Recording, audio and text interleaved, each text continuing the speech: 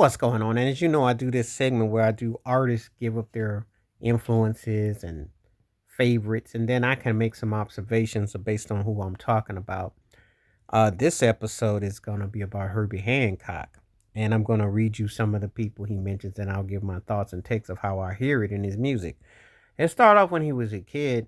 Mozart's D major. He played that in Chicago as a kid.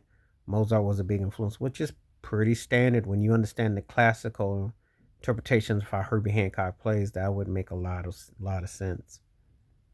You could definitely understand that in his music. Uh, George Sherman, Bill Evans, Oscar Peterson. Sherman's stuff I can definitely hear a tone on. Bill Evans, I can definitely hear a flair for what got him to what he got. And I think Oscar Peterson's there's certain type of tones and chord structures I can hear.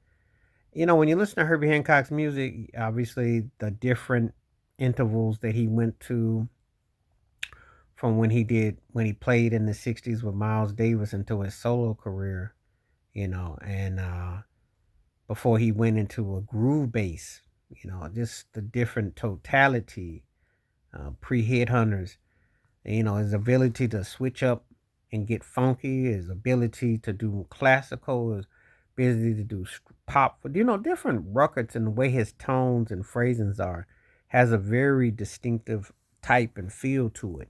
And when you explore him musically, you're thinking to yourself, this guy is a real interesting musical gumbo of styles. You know, he's had an ability to shift through styles and feels and vibes for decades. That's been one of the strong suits about him. And when you read about his influences or you go and listen to the recordings of those acts, you're like really impressed because it helped bring in and what has made him one of the best to ever do what he does. And that's saying quite a bit.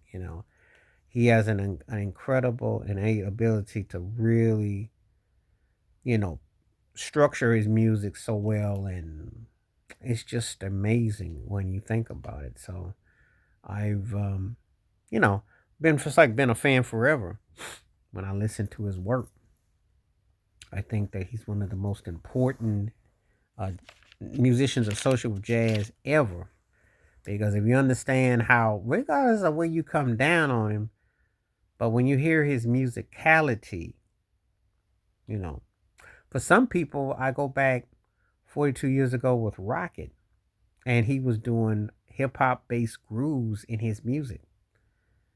And some people know him for that. They don't even think about some of his other works. I mean, it's just so many layers to him that he has an intriguing ability to just kind of like surface and keep a certain vibe, and keep his chords fresh, his tone.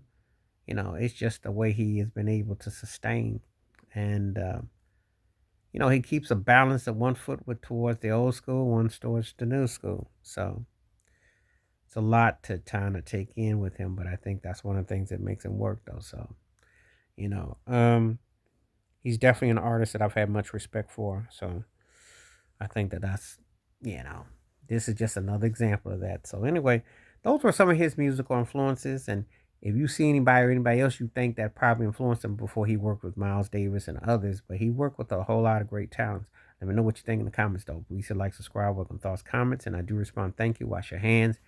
Keep your mind clear. Watch out for another share if you like, and hit that membership because when you do, requests like this come true. Stay safe, stay blessed, stay woke, stay free. I'm out. Peace.